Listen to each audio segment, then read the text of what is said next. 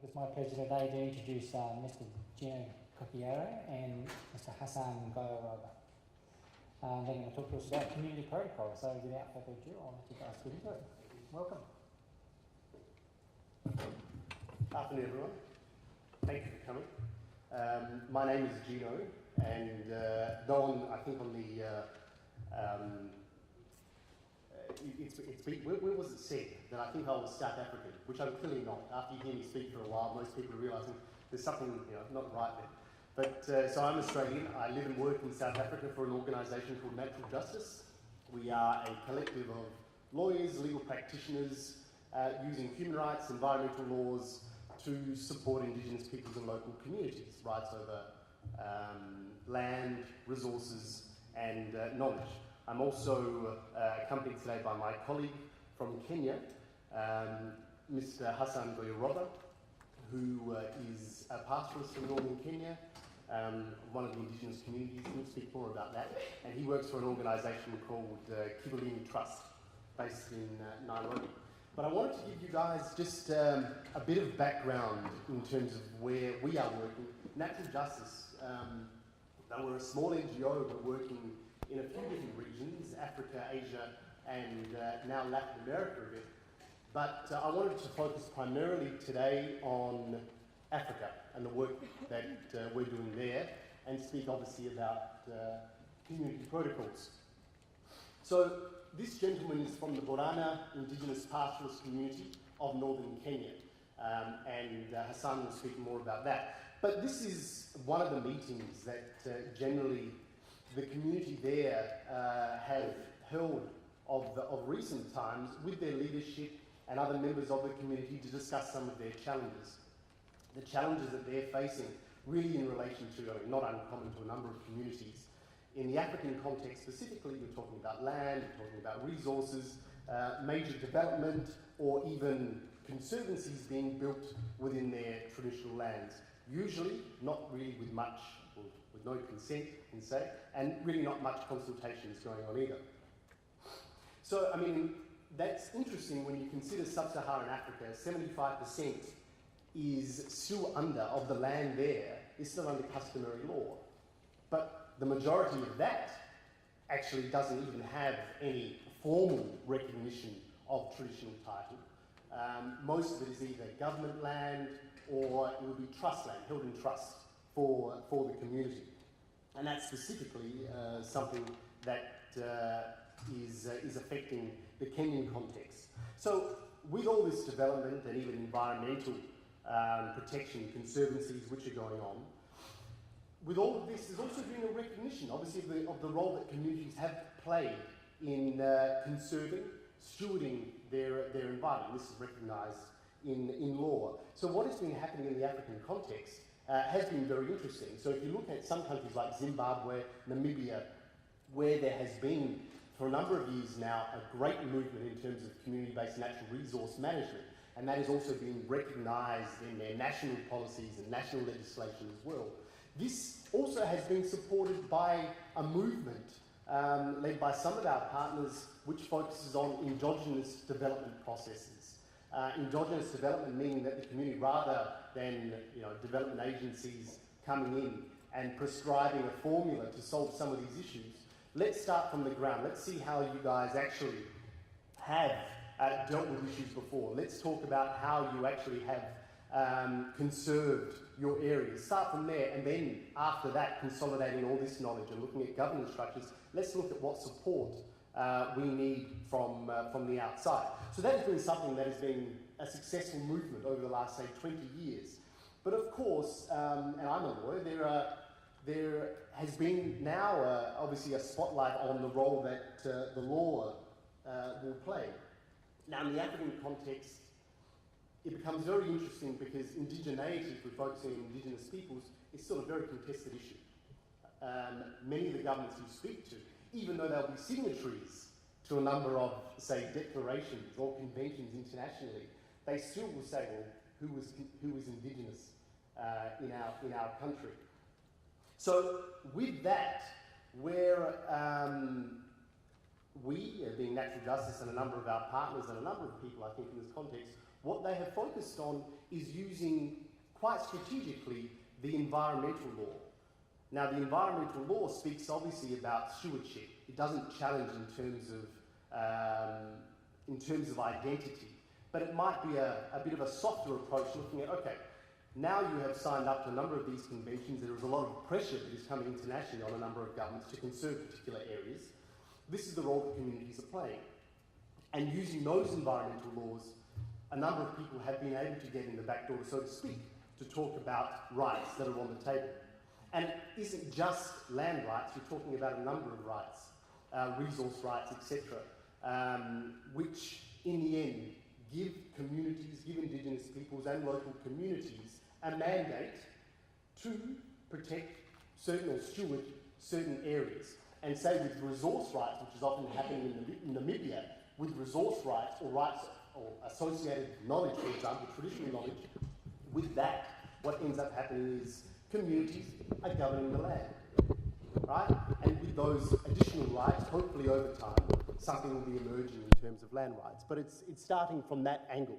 So that's just a quick background, which probably wasn't so quick, took a little bit too much time. But moving through, so a number of laws are being developed. Okay, this is wonderful, but how do communities engage with the law? We're talking about relationships. The law can assist in providing a relationship for a community to different stakeholders.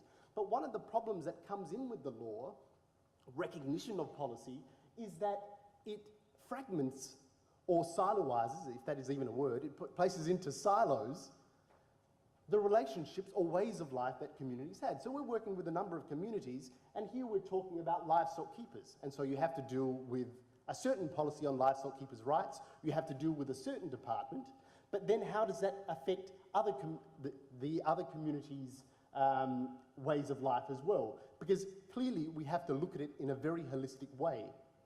But the law, unfortunately, does break it up a bit. And it doesn't really respect or recognise that integrated way of life, the integrated landscapes or integrated waterscapes that communities clearly live. So one of the things we have been doing is working on community protocols.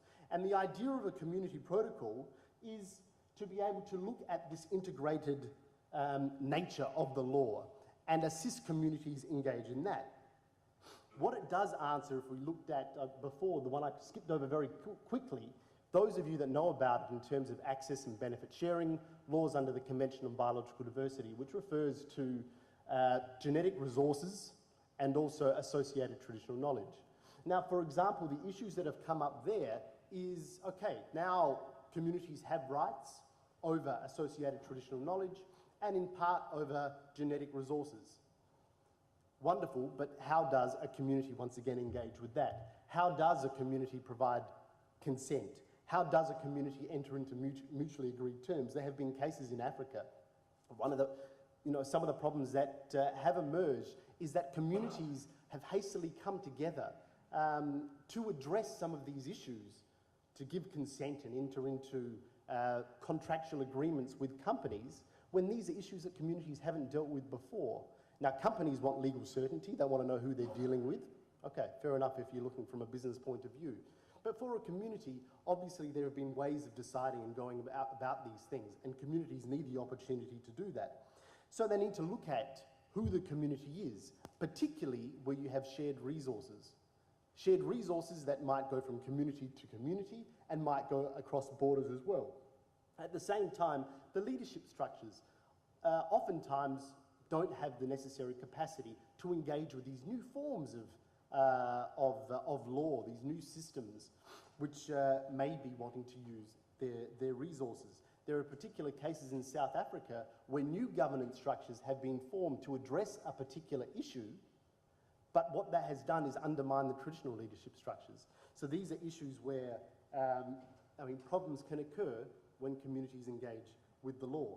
So community protocols, therefore, have been a mechanism. They're essentially a declaration or charter. I do have a copy of the community protocol here. So, for example, this is one community, the Samburu community in Kenya. Now, in putting together their community protocol, what they've set out is they've set out their customary norms, their rules. the process in which they've gone through, a very reflective and consultative process in putting down one's vision. Okay, as a community, if we're going to engage with external stakeholders, we'd like to do it on a certain basis. What the law does is provide a platform. It provides rights to say, actually, we are able to go around, to go about this, to have this relationship, to start this discussion in a particular way. However, we'd like to do it on this particular basis. It is opening up national law and international law to the customary level procedures which communities have used for a number of years. What it also can do is provide a clear mandate to community leadership as to how we as a community would like to go forward in engaging with a particular project. It, as I spoke about before, is an integrated rights approach. So it tries to use all the different laws that may be in existence in a national, international level to discuss the certain issues which is affecting a community, and provides clarity on free, prior, informed consent procedures and, as I said, how the community wishes to engage. So the community protocol is that interface between the legal systems and understandings of rights and responsibilities. That's one aspect that always comes up. If a community is talking about it stewarding a certain land, yes, we have rights which we would like access to, but at the same time we have duties to steward resources, water resources and whatever they be, the land generally. And it supports communities to take ownership of the law and decision-making processes. One thing that it comes up in terms of a community protocol, which I guess it supports a dialogue between a community and external stakeholders. One thing that comes up is, what is the reason for a community protocol? Not all communities that we work with necessarily need a community protocol. But what it has done in some instances is supported communities to really look at the reasons that, let me say it again, it really assists a community to discuss, okay, in going forward, what is the vision of our community if we're going to engage with a certain project, if we need to necessarily do that. Some quick examples before we come to Hassan is, here is one instance of a group of traditional healers from South Africa. Now, traditional healers, I mean, a number of areas of Africa still make up a large part of the medicinal practice in the region. So play a very important role, but at the same time suffer a number of prejudices and marginalisation within, this is focusing on South Africa, so within South Africa. But the healers, they're about 300 in number. They're from 2 different regions. They speak 3 different languages. One of the issues that what they did was come together to develop a community protocol to look at, okay, these are our issues. How are we going to form systems of governance? And then how are we going to engage with external stakeholders by using the law? So as a result of that, they've started from a number of about 60 people and grown to about 300 or so, looking at the issues, using the law as a platform, understanding the law to then engage. Similarly, in Ghana, one of our partners there has used this process. I mean, these guys have been working with community-based natural resource management and endogenous development processes for a number of years. But one of the issues they saw is we needed some channel of communication to speak with an Australian mining company, actually, who was working in Ghana. And what the community protocol did, it served a specific purpose. What it did was, it actually gave clarity for the community in terms of how we're going to engage with these guys, with this mining company.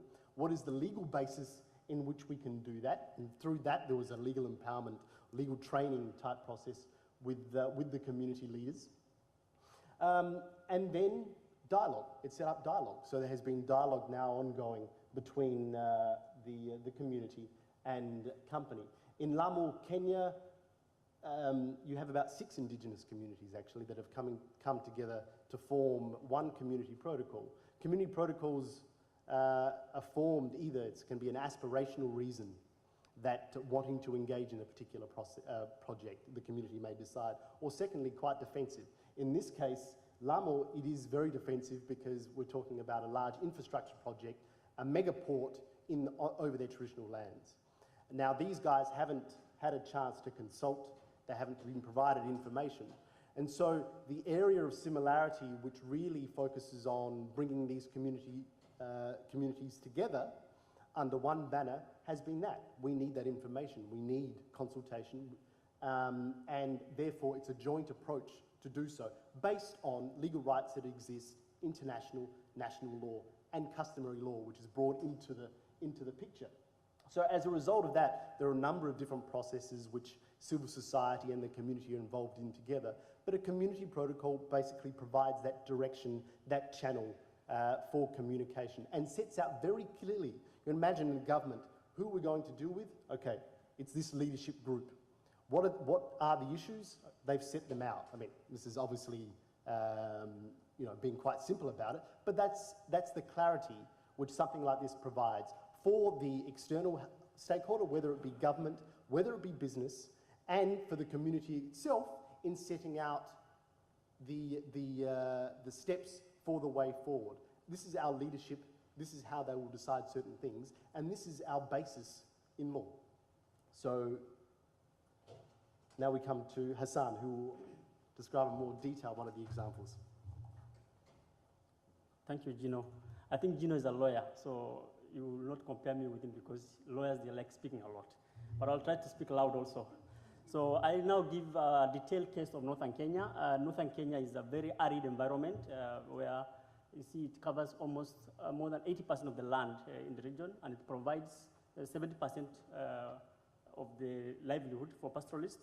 So this region for a very long time has been marginalized in terms of development projects, and the communities are mainly pastoralists. I don't know how many people understand pastoralism. Pastoralism is a land use system where communities move a lot to search for water and pasture for the livestock. So mobility is really of essence in this system. Here, the land is owned communally. Many people own lands together, like many other places, and livestock is individually owned.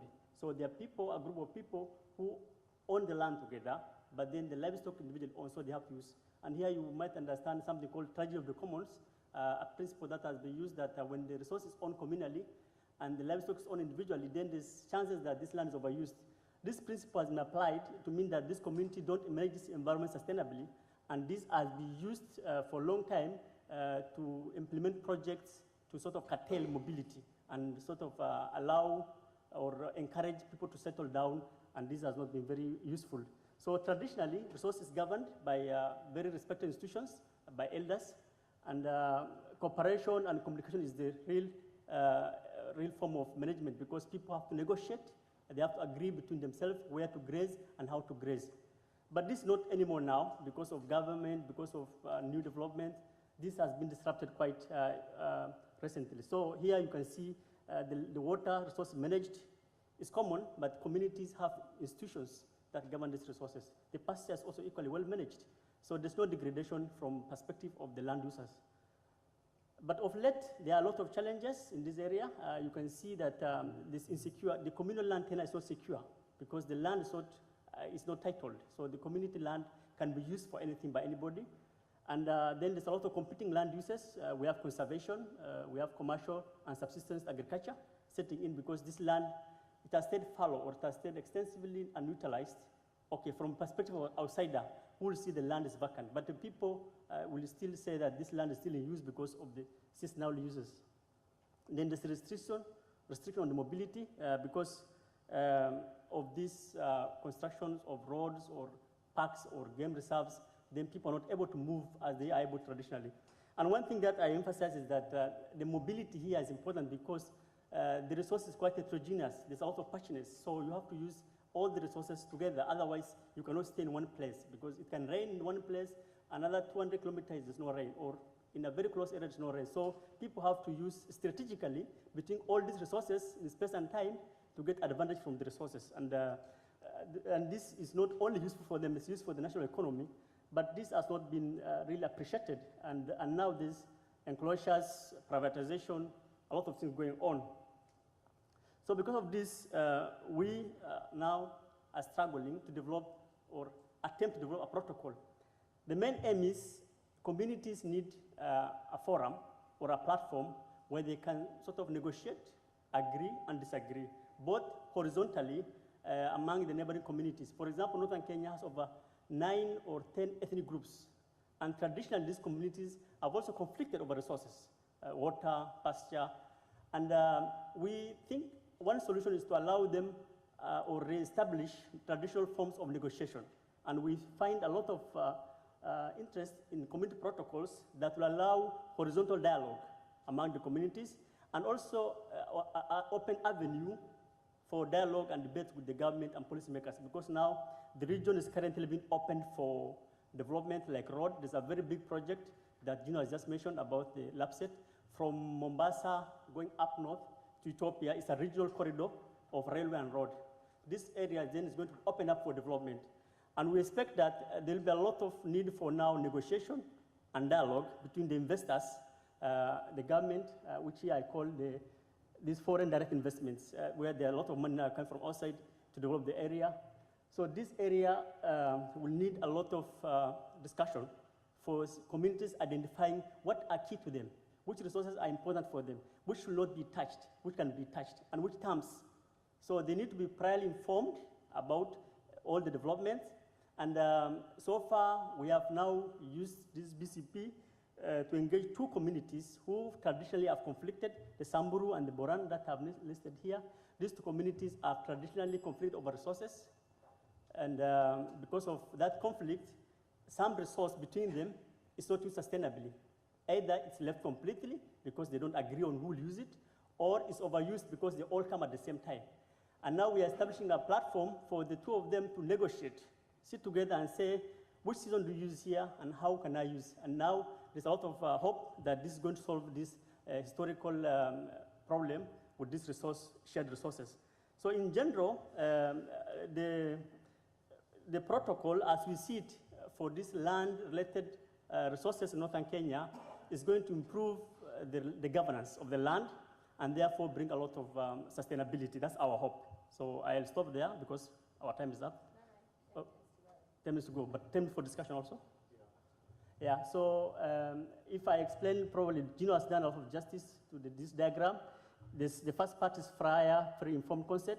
We expect that the BCP or the community protocol will encourage or promote communities to be informed of all the development prior to this is part of the Nagoya of the genetic resources and all other protocols. And then secondly, we feel that the process is as important as the outcome. Gino has just shown us the protocol, but also the process. As we engage in it, we are learning a lot from it. First, it promotes community cohesion. As you know, communities are very heterogeneous unit. Communities are not one person. Within the community, there's power, there's disagreement. So this protocol will sort of level these differences within the community, one community, that they have a common vision, a common aspiration, and they said we as a community will, for example, want to go about this particular development project this way. And this common vision is then a reference point for any leadership, for representation within the community. And then we see that the right vision and aspiration. In this region and many parts of Africa, where resources used communally, land is not just a space. Land has cultural importance. Communities have a lot of cultural heritage of land. So land, when seen from perspective of development, is just a space for somebody to develop an infrastructure. But with community who have seasonal preference, cultural advantage, or respect for this land, then all land has importance, and there's head and the tail for the land. So community will sort of verify or justify and say, this land for us, this is the head, this is the tail, this is the stomach, this is the leg. If you want to take the leg, leave the head for us. Something like that. So this aspiration has to become very clear to the developers. So we are now very much into mapping the resources to know where the head and the tail and the leg is. And then we want to put value on all this, and let's see, this is a tag. So don't touch a riverine or floodplain. Don't touch key pasture. Don't touch heritage or sacred sites. We are doing this mapping now, and in the end, communities will do the process, which will take like a year or less. We'll have agreed on many issues, and based on this, they can develop management plan and said, for our land, we have decided as a community to set aside this land for this use. And if you are an investor, if your ideas and your interest is in line with ours, we can co-partner, and these are our terms. So then they can talk about benefit sharing. So give us this percentage over this period. So basically, we are very much excited about it. Secondly, and finally, Kenya, in the recent past, has developed new land policies. The land policies allow for community ownership, that communities can own land. Now we are anchoring the BCP process into the national land policy. Now that the government is allowing for community-owned land, then the community must define their territorial area, and they must put the terms for the ownership and say this is our land. Thank you very much.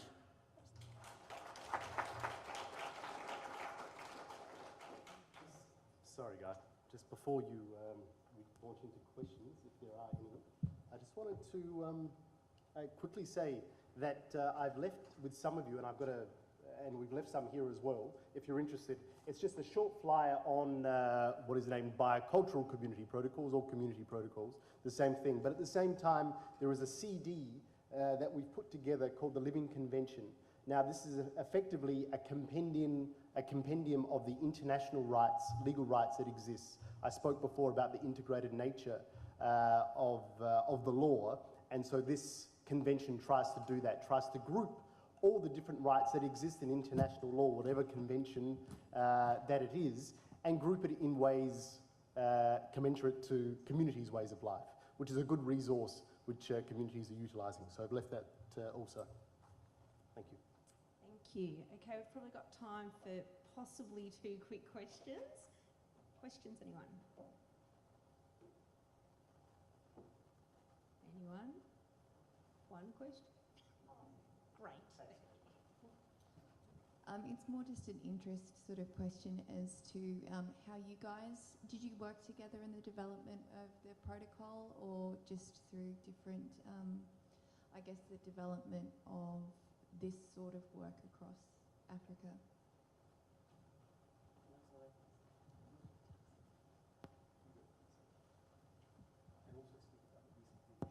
Yeah, I think the originators of the ideas are the natural justice people based in South Africa. These are lawyers.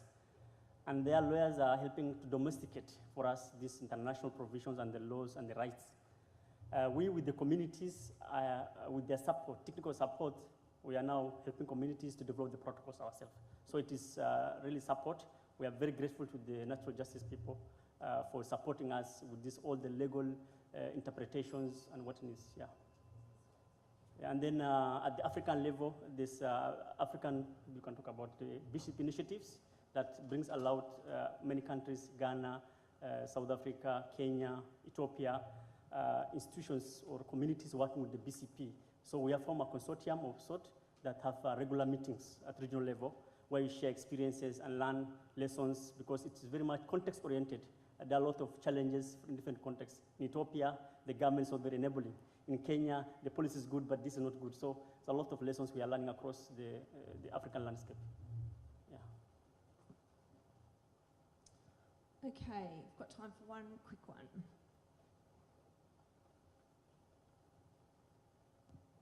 Hi, Tracy. I just came in on the second presentation, so you may have already answered this. You talk a lot about human rights, and that's the basis for having some of this this protocol. Can you tell me what that actually looks like? How practically, in a practical sense? So, what in terms of the actual protocol itself, or? Yes. Yeah. Okay. So it's when we're talking about the law, it's the range of laws that exist, Tracy. So not just human rights, but also the environmental law. So what are the environmental laws or human rights that communities can tap into within their particular context? And if we're focusing on Africa here. So with a community protocol example, what it really looks like is that a community first need to be able to engage with the law. Because one of the challenges, even if you have great policy, great legislation at an international level, which may be picked up at a national level, how is that implemented? Or how do communities themselves engage with it. And a community protocol process, therefore, tries to engender development of capacity amongst the community to understand, okay, in terms of customary norms, customary procedures in relation to resource conservation, these laws at the national and international level do exist which protect your rights to continue such practices and enhance such practices. And so it has to be an array of law. So as, for example, in terms of if it's in Kenya, there will be Kenyan lawyers which would continually be supporting a community, building up that practice of knowledge. And that at the same time, networks then would be fostered between, say if it's a project developer, and even at the same time it should be government itself, the relevant department, to be able to dialogue on a certain basis. So a lot of this process is there to foster a relationship, foster dialogue. That is the first important step. And using the laws that exist with a community which is obviously understanding more of the national and international context, being able to engage with it. Because you can't necessarily wait for government departments or project or whoever elements of project developments to support communities. So communities are doing it themselves. Yeah. Is a very long answer to your question, Tracy.